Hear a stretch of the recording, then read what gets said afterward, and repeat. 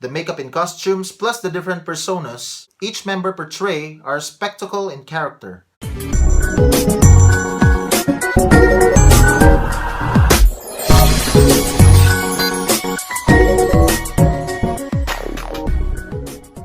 What's up mga kaiksena? Welcome to my world, Elmer's World, where we vlog about music and subculture in our local scene here in the Philippines, or what we call OPM. As I have said previously, it is my favorite season of the year. Fall season, or just to give emphasis, spooky season. Perfect for putting on some quirks and a spectacle. Speaking of spectacle, we're looking for the man with spectacles. Like the novel The Three Impostors by my favorite writer Arthur MACHEN. If you haven't read it yet, check it out. Some weird tales to give you some spooks. But seriously, spectacles have been the penchant of every show, especially in rock music, for ages. Aesthetics play a big role in making every aspect of art and form an experience. From fashion statements to concept albums and songs to album arts and music videos, a spectacle is something that draws people into the whole different world and experience the sights and sounds of an artist. While goth music can easily be pinpointed on this aspect, some other bands and artists out of that genre have put on their own style and gimmick to portray pretty well a message and the passion behind their art. Slipknot is one of the bands that comes to mind when it comes to being over the top with their gimmick and aesthetics. The 9-piece in masks and jumpsuits are notorious for putting on a show that is spectacular and wild. While they might appear to be characters which you might see on slasher horror films, their image has been embraced for ages. Their spectacle has been around for a long time and evolved with each albums. Some other bands that surely is an experience and a must-see on live shows is the band Rammstein. These Germans are truly spectacular live. Till Lindemann is one hell of a performer. Their onstage acts and aesthetics, especially every time they play their most popular Du Hast, and doing that fireworks thing on the song's interlude is a blast. When talking about aesthetics and being a spectacle, Marilyn Manson is the definition. Known for being the Antichrist superstar, this guy has been notorious for being vocal about his views. He outclassed every interview he is in. Are you an exhibitionist? I'm kind of shy, and I think that I take that out by performing in front of a lot of people. That's how I get out my shyness.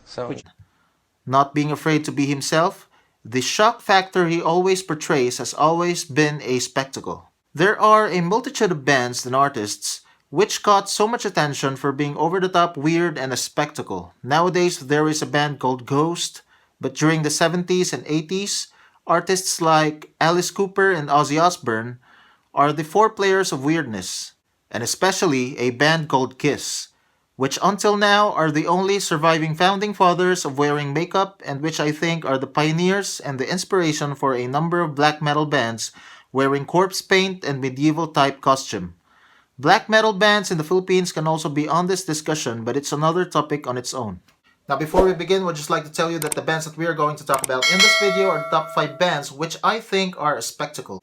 If you know of any spectacular bands that are not on this list, let me know down in the comment section below. Shout out to the fans of these bands right here. Now without further ado, let's just jump right into the countdown.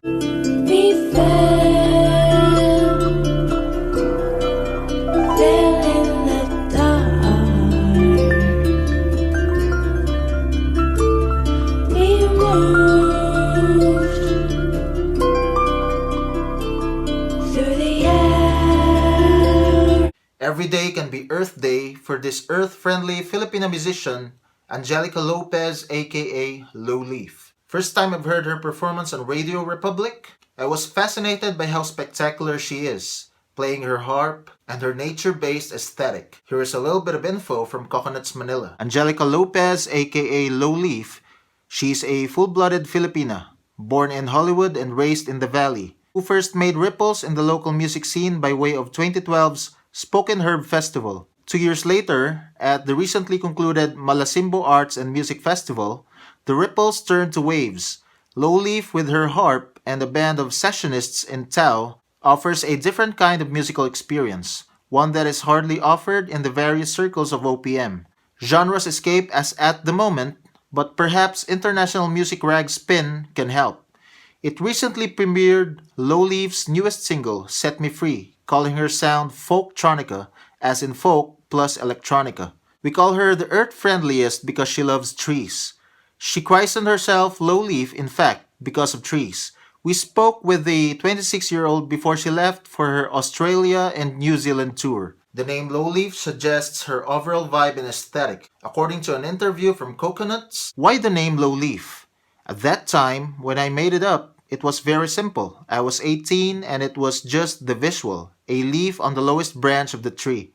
The more I thought about it, the more it made sense because my last name was Lopez. And the word low. It's like keep it low, keep it humble. The leaf is a symbol for nature. As I've evolved, it's taken on a whole new shape. A tree must grow and become the fullest tree it can become, to become its full form, and I really resonate with that. I'm one with that. When I identify myself with nature, it allows me to evolve freely. When did this whole affinity for nature happen?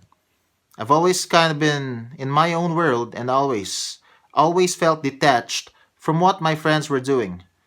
I'm a creative loner, and because of that, I kind of just stay in my head and write, talk to the trees. I don't know, I've always just had an affinity for trees. Lowleaf has a mystifying and haunting track entitled June Gloom. You should give it a listen. There goes in the name of someone. Coming out at number 4 on this list, we got the creepy, kinda gothy, and weird indie band Beta and the Butterflies. I've read about them first time on Pulp Magazine 2018. Their name and aesthetic fascinated me. The name Beta and the Butterflies can be compared by the likes of Echo and the Bunnymen, Sushi and the Banshees. It got that goth feel into it. When I've checked them out on YouTube, besides their somewhat trippy music, a bluesy rock with poppy melodies that has a traditional Filipino feel into it, I was captivated by the visuals. It's a creepy cartoon that will trip you out. Take their track art for example. Putting too many eyes on a picture and demon-like figures with squid buddies? Can't get creepier and trippier than that. A perfect article about the band is given on cosmo.ph. Beta and the Butterflies describe their sound as groovy, trippy, and kinda creepy. It's blues, rock with poppy melodies. When you listen to them for the first time, you won't notice how dark and chilly their songs are until you really pay attention to the lyrics. They do give off this creepy vibe and their music videos are so aesthetically pleasing. But what I appreciate most about this band is how they talk about real situations that involve women. There aren't many artists out there who openly sing about topics other than romance, much less create songs about the objectification of women or domestic violence. This band does both. Beta and the Butterflies has a new track called Guillotine Drops. You should give it a listen. Hindi ko maisip gawin umiwas sa iyong paningin kahit ako'y pansinin di kita maangkin. Wearing makeup has been a spectacle in the rock and roll scene for ages. Bands such as Misfits, Ghost, and a plethora of black metal bands create a spectacle by wearing makeup or in some other scenes, corpse paint. In the Philippines, Tanya Markova is known for that kind of getup. The makeup and costumes plus the different personas each member portray are a spectacle in character. Tanya Markova took Marilyn Manson's band as an inspiration for having stage names for each member. Note that these are not their actual names. Norma Love for lead vocals, Iwa Motors for co-lead vocals, Momo for tambourine, percussion and backing vocals, Rez Curtis for rhythm guitar, Skrovac Iskopanjo for bass, Isabel Olay for lead guitars, Robot Jaworski aka Android E for keyboard, synthesizer, and backing vocals, and Levi Po for drums. Here's a little bit of info about the band's name. The band got their name from Filipina actress Tanya Garcia and the last name from Dolphy's Bakla movie character, Markova. It's also a coincidence that an anagram of Tanya Markova is Natay Karovam or Natay Karubam, an Ilocano word meaning dead neighbor. Tanya Markova's songs ranges from hilarious rock songs to love songs and some heavier songs with screaming into it. Isip, wala na akong pera. Isip, wala akong pera. Isip, wala na akong pera. Number 2 on this list, we got the Waterboys or Tubero. a hilarious band that got their appeal by portraying their image like that of Slipknot. Their songs are heavy and last for about 1 minute long, but listener discretion is advised, for some might be offended by a lot of profanity and lyrical themes that references sex or pornography. Just to be clear about the band's background, here's a little bit of history from Metal Wiki. Tubero was formed in the year 2008 by Virgin Packer himself, alongside other members Sirit Ungol, Casket Maker, and other former members. All members were working at a recording studio at that time, during dead hours, and no clients coming in the studio to record or rehearse. Out of boredom, Mr. Virgin Packer and the rest of his co-workers make fun by playing with music instruments and singing whatever dirty words he can think of. It was when one of his co-workers uploaded these sessions in YouTube that made him think of conceptualizing a band that will play grindcore, talk a lot about sex, driven by rage, enlighten people about the brutal truths about life, cursing, and band members wearing masks and using aliases. He also wanted a name that would be easily remembered and seen everywhere. And so he thought of Tubero. Aside from Tubero as to be the most seen signage along the streets, it also has a double meaning. There is this movie entitled Anton Tubero, based on a true story of a callboy or plumber guy who poses to work as a plumber by day but is also giving out extra services to his patrons. Members of Tubero are not strangers to the scene at all. Others have been playing alongside other metal bands around town. That explains the brutality and heaviness of their sound. These, along with other various heavy influences, shaped the Tubero. There had been a lot of changes in the band from the beginning, but being around in the scene for quite a long time, Tubero manages to still go along the way and find new members, and left their audience both extremely shocked and laughed their lungs out on each of their gigs. Despite the lyrics of the songs and dirty jokes they throw on their live audience, Tubero has grown a massive support from its followers, anticipating their every gig. The band member that caught my attention is the backing vocals, that has a computer keyboard as an instrument. That gimmick is definitely hilarious. Like Tanya Markova, the band also use aliases. The current members are Virgin Packer or Virgin Fucker for guitars and vocals, FCM or Fucking Crazy Man as second vocals or computer keyboard 2012 to present, Blowjob, guitars, Sirit Ungol for bass, Tangke ng Tae for drummer, and Casket Maker for guitar, and he's on leave. Their former members are Cantooth Fairy, Bombastic Beater, Suicide Bomber, Invisible Barabas, Invisible Judas, Photo Negro, Ibag Darrell, and What the Shit. Tubero's musical style is categorized as grindcore. It contains some elements of death metal, technical or brutal death metal, gore grind, death grind, or porno grind. They also note that their songs that have pornographic or sexual references are considered as love songs in their band.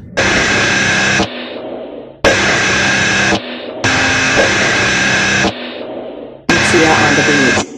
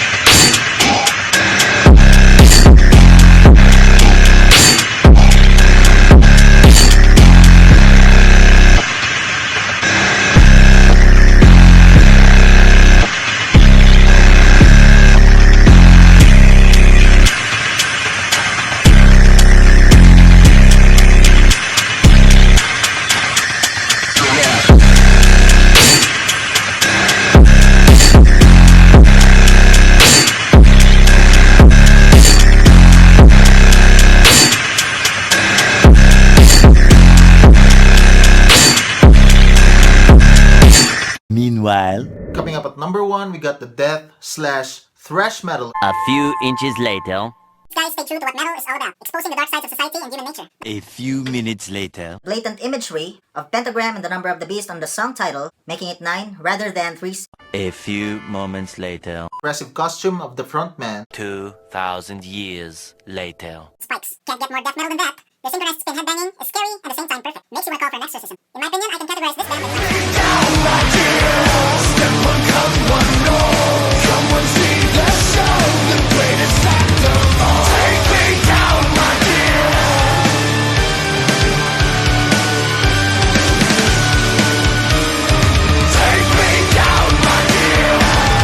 Number 1 on this list, we got my favorite horror band. An operatic kind of steampunk horror band, Mr. Bones and the Boneyard Circus. This band is a legit spectacle, staying true to their horror-themed acts.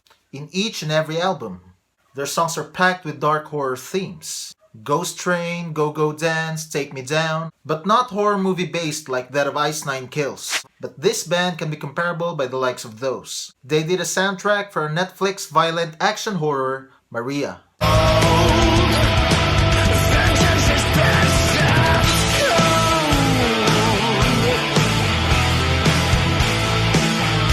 Their sound and the vocalist voice, in my opinion, can be comparable to Panic at the Disco's Emperor's New Clothes, with a little touch of Mama by My Chemical Romance. And this is Halloween.